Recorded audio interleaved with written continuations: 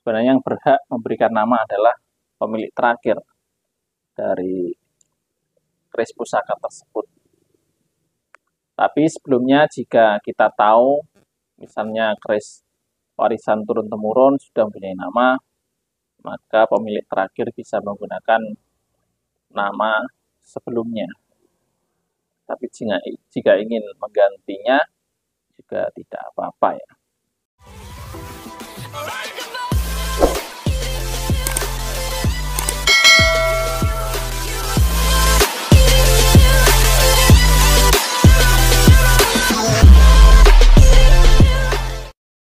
Assalamualaikum warahmatullahi wabarakatuh. Salam sejahtera bagi kita semua. Salam budaya. Rahayu, rahayu, rahayu sagung dumadi. Jumpa lagi dengan saya di channel Sanggar Puspajati, ngotak dan nyeni, nguri-nguri budaya literasi, tausana aji, seni dan tradisi. Ini masih suasana lebaran lor ya. Jadi saya secara pribadi mengucapkan sugeng riyadin, minal aidin wal faizin, mohon maaf lahir dan batin. Taqabbalallahu minna wa minkum taqabbal ya karim. Dengan pantun damel kupat sanurituwa stelepat kaulo nyuwun pangapura. Oke, kali ini saya akan membabar tentang nama dan gelar suatu keris atau pusaka ya. Nah, kalau kita ketahui sendiri bahwa nama secara pakem keris berdasarkan ricikannya itu dinamakan dapur ya. Tapi keris sebenarnya mempunyai nama sendiri. Ini sebenarnya yang berhak memberikan nama adalah pemilik terakhir dari keris pusaka tersebut. Tapi sebelumnya jika kita tahu misalnya keris warisan turun-temurun sudah mempunyai nama, maka pemilik terakhir bisa menggunakan nama sebelumnya. Tapi jika ingin menggantinya juga tidak apa-apa ya. Tapi ada juga yang beranggapan bahwa yang berhak memberikan nama, yaitu khusus untuk keris-keris yang diberikan oleh sultan. Jadi nanti yang memberikan nama itu adalah sultan dari keraton tertentu. Tapi secara umum, siapa saja boleh memberikan nama terkait pusaka yang dimilikinya ya. Sedangkan untuk gelar sendiri, ini ada urutan tersendiri berdasarkan pakem, yaitu urutan paling tinggi yaitu Kanjeng Kiai Ageng. Ini biasa disingkat KKA ya.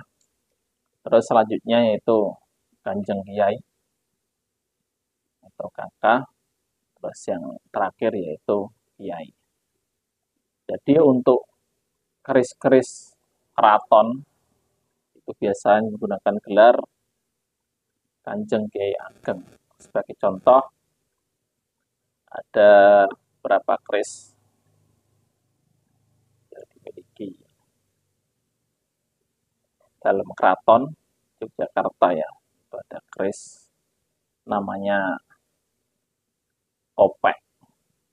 Berhubung itu dimiliki keraton, maka diberikan gelar Kanjeng Kiai Ageng Kopek. Kalau kita berbicara Kanjeng Kiai Ageng Kopek sendiri, ini merupakan keris kerajaan atau Kesultanan Yogyakarta yang berdapur Jalak Sangu Tumpeng ya, yang memiliki gelar dan nama Kanjeng Kiai Ageng Kopek.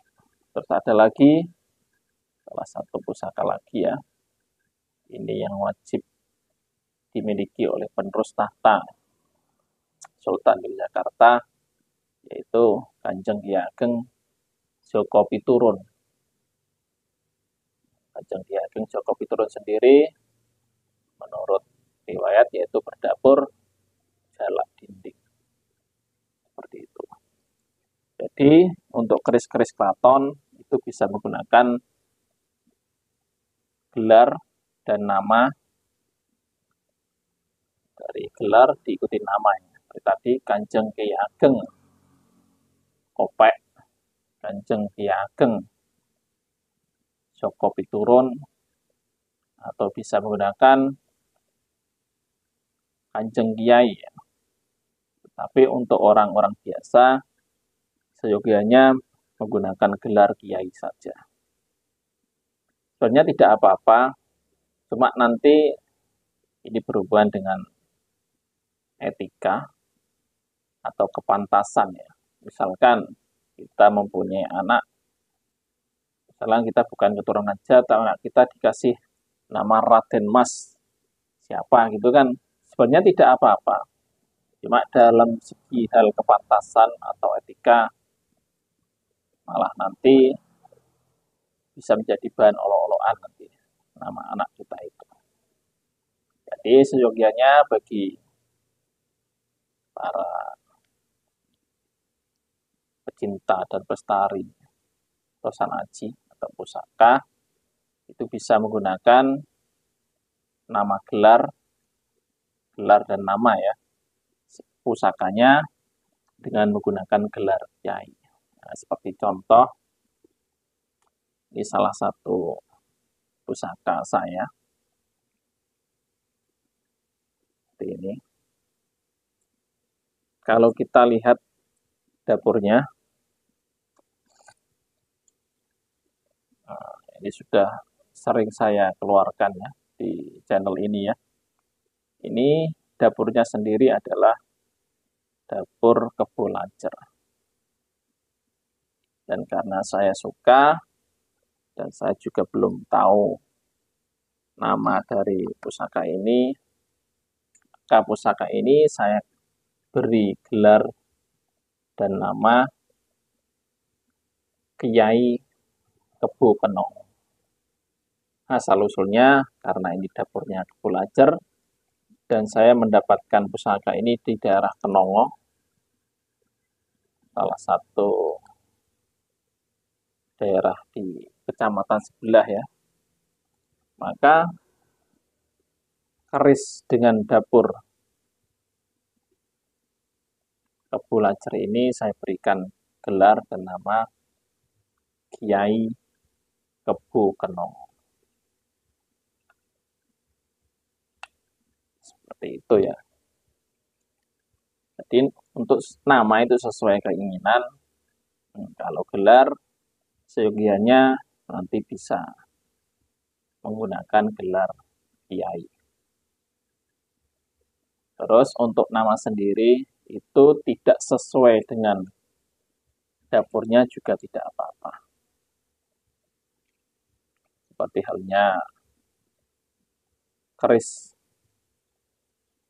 yang katanya kerisnya Pangeran Diponegoro yang dikembalikan dari negara Belanda, itu gelarnya Kanjeng Kiai Nogosiloman. Tetapi secara dapur, kalau tidak salah, dapurnya bukan dapur Nogosiloman. Kalau tidak Nogo Sosro, ya Nogorojo itu ya, saya lupa. Demikian pembahasan tentang perbedaan dapur, nama keris, sekaligus gelarnya. Jadi saya ulang lagi, untuk gelar sebuah pusaka itu bisa menggunakan tingkatan. Yang paling tinggi adalah Kanjeng Kiai Ageng, di bawahnya Kanjeng Kiai, dan yang paling bawah adalah Kiai.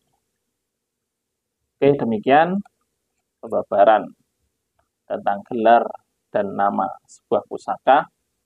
Mudah-mudahan bisa menambah wawasan para sedulur-sedulur yang mulai menekuni, mencintai, dan ikut melestarikan warisan leluhur yang adiluhung ini ya. yaitu berupa tosan aji, baik keris, tombak, pedang maupun yang lainnya.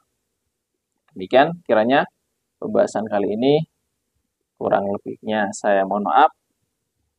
Jangan lupa bagi dulur-dulur yang baru ketemu channel ini, mohon bantuannya untuk di-subscribe, like, komen, dan share-nya, agar channel ini bisa semakin berkembang, bisa semakin bermanfaat, khususnya bagi para penghobi, pelestari, tosan aji pemula. Dan bagi yang sudah subscribe, yang sudah mendukung channel ini, saya ucapkan terima kasih yang sebanyak-banyaknya. Akhirul kalam, Assalamualaikum warahmatullahi wabarakatuh. Salam budaya, rahayu, rahayu.